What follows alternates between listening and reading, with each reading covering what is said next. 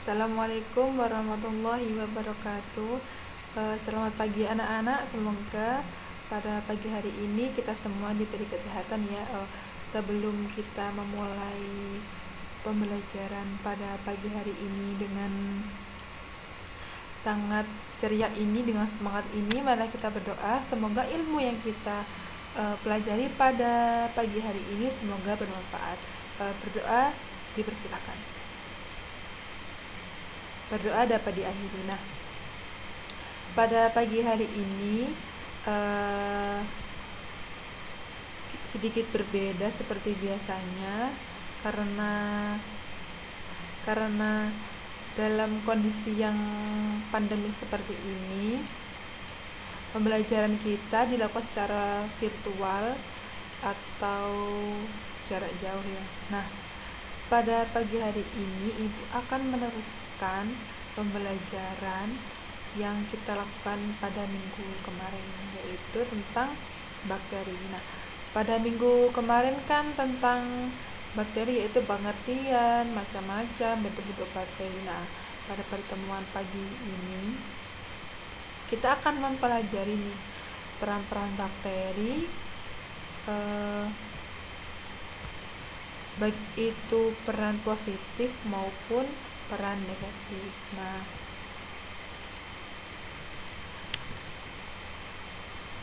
pembahasan pertama. Nah, pemanfaatan bakteri dalam bidang pangan. Nah, biasanya dalam bidang pangan itu bakteri-bakteri yang dilakukan itu mengalami dulu proses fermentasi. Nah, proses fermentasi di sini itu memberikan cita rasa yang tambah nikmat atau tambah enak bagi produk-produk makanan yang akan Ibu jelaskan bersama ini ya. Nah, pertama produk makanan yaitu yogurt.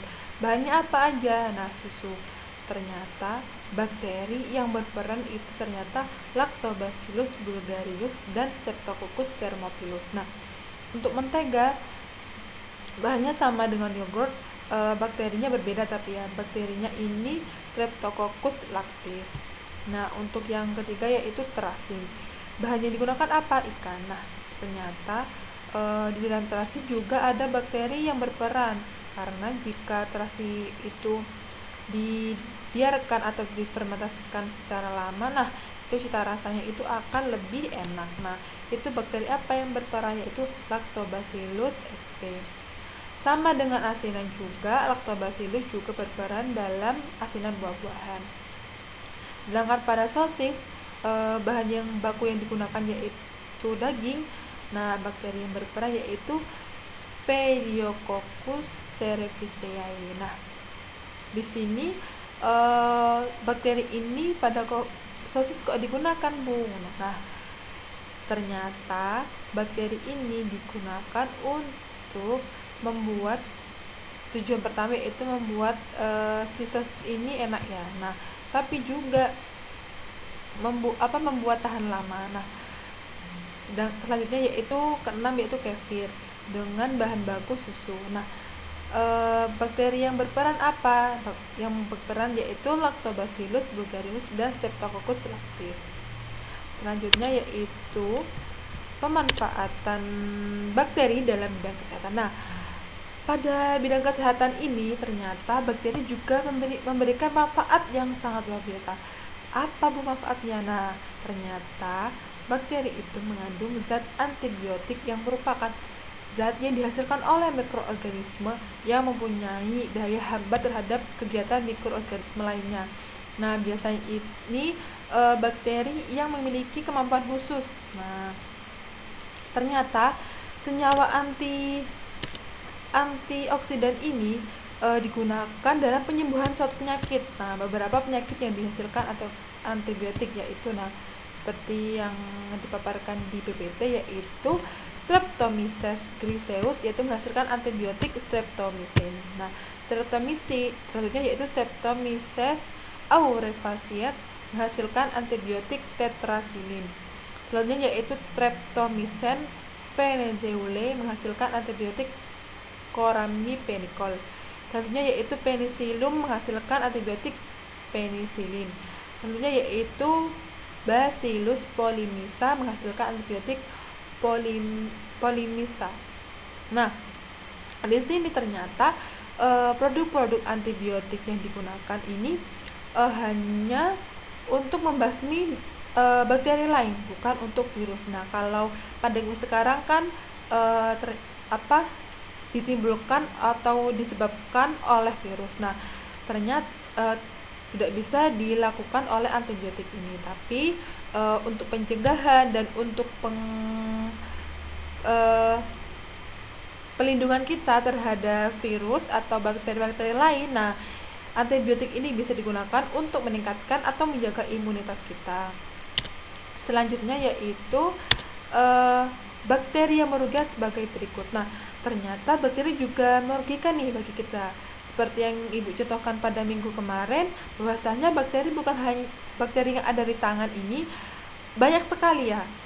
Seperti yang kita tahu kan di telapak tangan kita itu nggak ada ya, seperti ya tangan kosong aja. Ternyata jika dilihat secara mikroskopik, ternyata di tangan kita itu banyak banget bakteri. Nah, bukan hanya pada tangan, ternyata bakteri yang merugikan juga ada pada manusia juga, pada hewan dan pada tumbuhan. Berikut Ibu akan menjelaskannya ya. Yang pertama yaitu pembusukan makanan. Nah, contohnya itu Clostridium botulinum. Nah, pembusukan makanan biasanya ini pada makanan yang mudah busuk. Nah, biasanya itu buah-buahan, bisa roti, bisa yang mengandung kadar air yang masih tinggi. Yang kedua yaitu penyebab penyakit pada manusia. Contohnya Mycobacterius tuberculosis, yaitu penyebab dari penyakit TBC. Nah, selanjutnya yaitu Vibrio cholerae, penyebab kolera atau muntaber. Selanjutnya yaitu Clostridium tetani, yaitu penyebab penyakit tetanus, dan Mycobacterium leprae, penyebab penyakit lepra. Nah, itu merupakan beberapa penyakit yang berada pada manusia ya. Contohnya banyak sekali, kalian bisa mencarinya.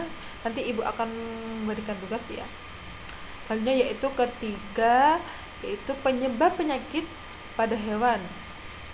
Contohnya yaitu Bacillus anthracis, dan yaitu penyebab penyakit antraks pada sapi. Nah, karena penyakit ini pada sapi, nah saat kita membeli daging atau membeli jeruan pada sapi, nah kita itu harus hati-hati dalam memilihnya. Karena apa? Karena kita tidak tahu nih, biasanya di sapi ada nih ya, seperti yang kita tahu cacingnya ada di sapi. Nah, biasanya itu penyebabnya juga. Keempat yaitu penyebab penyakit pada tanaman budidaya. Contohnya Peptodomonas Selaneserum, penyebab penyakit pada tanaman tomat, lombok, terong, dan tembakau, serta Agrobacterium tumefaciens, penyebab tumor pada tumbuhan. Nah, biasanya ini, kalau ini kan penyebabnya pada tanaman sayur. Nah, biasanya itu juga pada jagung juga ada daun yang putih. Nah, itu biasanya juga ada penyebab dari bakteri. Tapi juga ada sih yang disebabkan oleh hama. Nah, biasanya itu karena injeksi atau zat kimia yang dihasilkan dari hama tersebut yang menginjeksikan pada tanaman sehingga tanamannya bisa rusak. Selanjutnya, nah ini merupakan gambar-gambar dari bakteri yang berperan. Nah, sebelah sini merupakan bakteri yang berperan pada tempe, sedangkan ini merupakan bakteri yang berperan dalam yogurt. Nah, setelah kita mengetahui peranan positif dan negatif dari bakteri, dari pangan, kesehatan, penyebab negatif dari tumbuhan, hewan, dan manusia, alangkah kita selalu menjaga kebersihan untuk tetap menjaga kita dari penyakit-penyakit yang sekiranya itu dapat membahayakan kesehatan kita. Nah, Maka dari itu kita itu di dalam suasana yang juga riskan dan pandemi seperti ini, nah kita itu harus sering-sering cuci tangan setelah keluar. Kalau keluar harus maskeran ya, dianjurkan seperti itu. Maka dari itu kalian kalau keluar-keluar harus jaga jarak juga ya, cuci tangan jangan lupa. Terus sekian mungkin yang bisa ibu sampaikan. Jika ada kesalahan ya, pokoknya di dalam, meskipun kita dalam keadaan pandemi seperti ini, semangat belajar kita nggak boleh kurang, harus terus semangat, terus belajar. Oke. Nah, nanti ibu beli tugasnya ini sifatnya nggak wajib, tapi sewaktu-waktu bisa ibu tanyakan di dalam forum atau grup ya. Ibu tanyakan, nanti yang bisa jawab ibu kasih reward ya. Sekian yang bisa ibu sampaikan. Wassalamualaikum warahmatullahi wabarakatuh.